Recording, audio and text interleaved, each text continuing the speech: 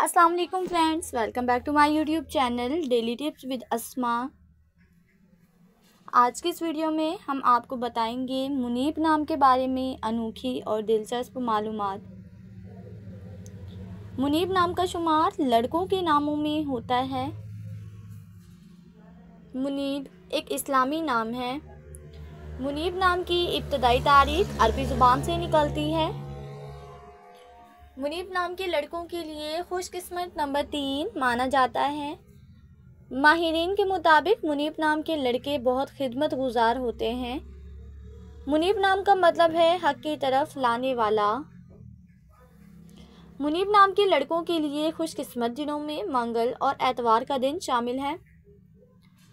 मुनीब नाम के अफराद के लिए मुवाफिक रंगों में जंगनुमा, हल्का सब्ज और सुर्ख रंग शामिल है।